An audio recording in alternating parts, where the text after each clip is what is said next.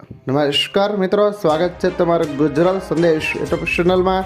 આજના સમાચાર વિશે વાત કરતા પહેલાં જો તમે અમારી ચેનલમાં નવા છો તો નીચે લાલ કલરનું સબસ્ક્રાઇબ બટન આપેલું છે તેને દબાવીને બાજુમાં રહેલા ઘંટડી બટનને પણ દબાવી દેજો, જેથી મારા આવનારા તમામ વિડીયોની માહિતી તમને મળતી રહે। તો કડાકા ભડાકા સાથે થશે ચોમાસાની એન્ટ્રી। હવામાન નિષ્ણાંત અંબાલાલ પટેલ દ્વારા વરસાદને લઈને વધુ એક આગાહી કરી છે। આગાહી અનુસાર રાજ્યમાં ચાલુ વર્ષે ચોમાસાની એન્ટ્રી કડાકા ભડાકા સાથે શાનદાર રીતે જોવા મળશે। રાજ્યમાં 18 જૂનથી 28 જૂન વચ્ચે ચોમાસું વિધિવત રીતે ગુજરાતમાં એન્ટ્રી કરશે।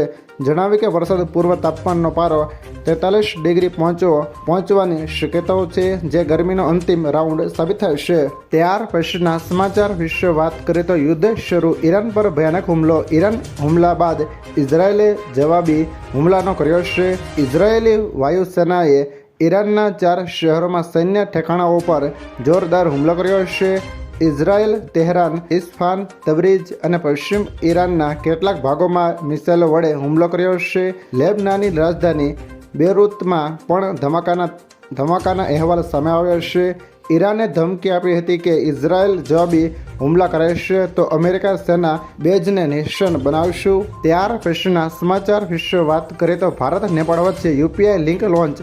ભારતના વિદેશ મંત્રી એસ જયશંકર અને નેપાળના વિદેશ મંત્રી શિશિર ખનાલ વચ્ચે નવી દિલ્હીમાં યોજાનારી બેઠક બંને દેશોના પેમેન્ટ સિસ્ટમને યુપીઆઈ સાથે જોડવામાં આવ્યા છે। આનાથી સીમા પાર નાણાકીય વ્યવહારો ખૂબ જ સરળ બનશે। આ ઉપરાંત ભારતે નેપાળને 2015ના ભૂકંપ પુનઃનિર્માણ અંતર્ગત 72 હેલ્થ ફેસિલિટી સોંપી છે અને ભાષા ટ્રાન્સલેશન માટે વોઇસ ફર્સ્ટ પ્લેટફોર્મ તૈયાર કરવા સમજૂતી કરી છે। ત્યાર પછીના સમાચાર વિશે વાત કરીએ તો નેટવર્ક વગર BSNL કોલિંગ સેવા શરૂ થઈ। BSNL મોબાઈલ નેટવર્ક ન હોવા છતાં કોલ કરી શકાય તેવી સુવિધા શરૂ કરી, જે સુવિધા વાઈફાઈ કોલિંગ ટેકનોલોજી પર આધારિત હશે, જેમાં ફોન વાઈફાઈ સાથે જોડાયેલો હોય તો વોઇસ કોલ શક્ય બનશે। હાલમાં ખાનગી ટેલિકોમ કંપનીઓ આ સેવા આપશે, જ્યારે BSNL માટે આ મોટું અપગ્રેડ માનવામાં આવશે। આ પગલાંથી નેટવર્ક નબળું હોય એવા વિસ્તારોમાં કોલ માટે મદદરૂપ થશે। આ સેવા માટે 5G સિમ તથા ફોનમાં વાઈફાઈ કોલિંગ સેટિંગ હોવું જોઈએ।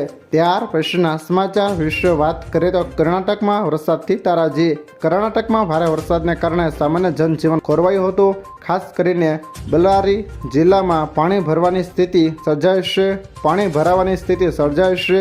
શહેરના અનેક માર્ગો અને નીચાણવાળા વિસ્તારોમાં વરસાદી પાણી ભરાઈ જતાં લોકોની અવરજવર મુશ્કેલ બની ગઈ છે। સાવચેતીના ભાગરૂપે NDRFની ટીમોને સંવેદનશીલ વિસ્તારોમાં તૈનાત કરવામાં આવી છે।